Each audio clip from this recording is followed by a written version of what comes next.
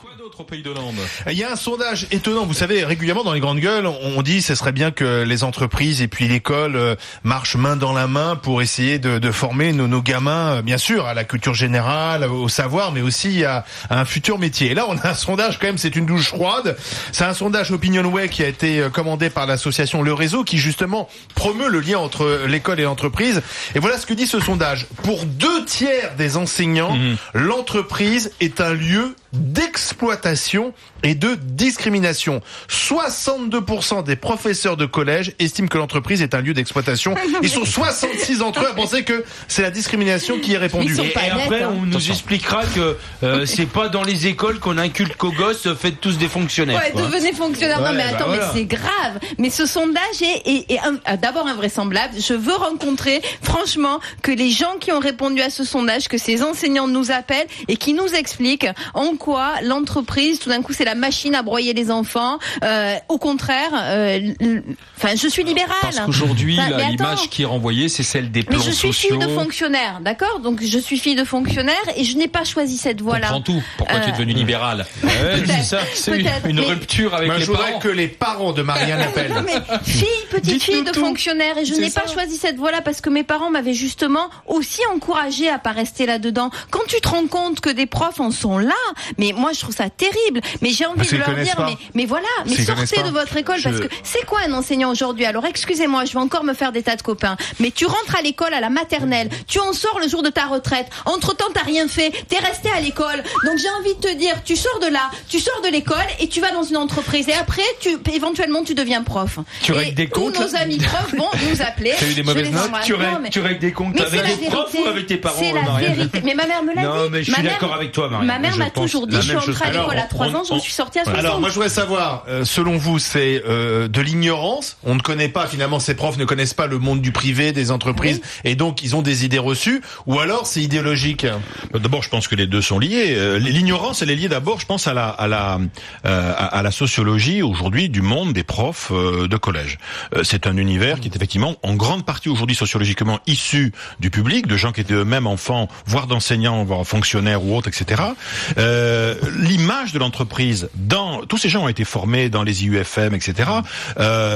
L'image de l'entreprise, elle est marquée effectivement par une idéologie très très très antilibérale, et malheureusement de antilibéral à anti-entreprise, il y a qu'un pas et on le saute rapidement. Mais de l'autre côté, ça peut parfois évoluer, si on peut se rassurer, ça peut parfois évoluer au lycée. Moi, ma fille est en première ES, effectivement. On lui demande par exemple, elle étudie l'économie à partir de Alternative économique, qui est un journal très critique, mais au moins ils savent de quoi ils parlent, de façon critique, mais ils savent de quoi ils parlent. Ce qui est dommage, c'est effectivement la méconnaissance absolue, l'entreprise comme étant incarnation du mal, et ça c'est quelque chose qui effectivement est tout à fait dommageable. Mais alors là aussi, avant que on ait renouvelé la population des profs pour pouvoir changer ça, passera de l'eau sous les ponts. Mais regardez les manuels, si vous avez l'occasion, si vous avez des enfants qui sont scolarisés, jetez un coup d'œil sur les manuels d'instruction civique, parce qu'en fait, sur tout ce qui est économie, entreprise, c'est essentiellement dans les manuels d'histoire et d'instruction civique qu'on le voit. L'image est déplorable. Ça veut dire donc que l'école n'est pas assez ouverte sur le monde. Elle est surtout pas ouverte sur l'entreprise, ça c'est clair. Elle est fermée, totalement fermée. Enfin, moi, tu vois, dans mon parcours, ça je l'ai vu, quand tu passes d'une 3e de collège, que tu te retrouves en maison familiale où c'est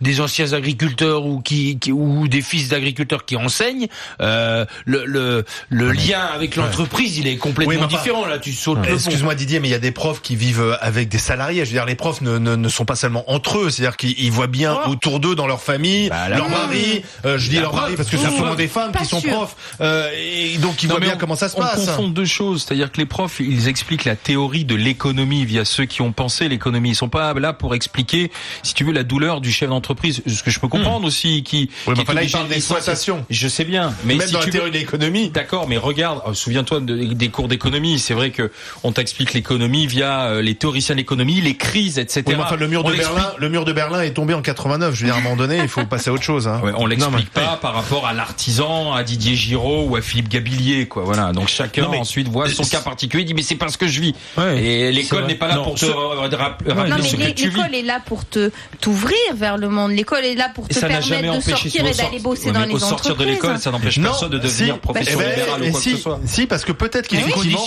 moi je pense que je suis pas d'accord avec toi, parce que je pense que les conseillers d'orientation doivent penser exactement la même chose, et c'est quand même tous ces gens-là qui vont expliquer à nos gamins ce qu'ils peuvent faire plus tard, parce que c'est quand même, alors tu peux en parler bien sûr avec eux directement en tant que parents, mais ils passent quand même beaucoup de temps à l'école, la plupart de leur temps à l'école, et s'ils sont face à des gens qui leur expliquent, vous savez, l'entreprise, c'est un lieu où on est discriminé, où c'est très dur, où il y a du harcèlement, où on n'est pas bien payé, on est exploité, etc. Sincèrement, le gamin, après, quand tu lui demandes qu'est-ce que tu veux faire plus tard, ça va être compliqué qu'il ait une image positive et qu'il dise ah ben moi j'ai envie d'aller dans une entreprise, j'ai envie de. Si, c'est important. Cela dit, l'esprit critique exige quand même de dire que ça existe aussi le fait que dans l'entreprise il y ait de la domination, des choses qui vont pas de la compétition. Mais dans la fonction publique aussi. Hein. Mais le monde de l'entreprise aussi, ce qui le rend intéressant pour ceux qui y vivent et qui s'y sont bien, c'est qu'au-delà de tout ça, c'est aussi un lieu d'innovation où on peut inventer des trucs. C'est aussi un lieu de relations sociales qui sont pas toujours des relations sociales de domination de l'autre. Ça peut être des relations sociales très riches. Voilà, c'est un monde social multiple et qui a sa raison d'être, sa valeur ajoutée. Puisque nous sommes dans les sondages, on va en appeler un autre, un sondage du quotidien Libération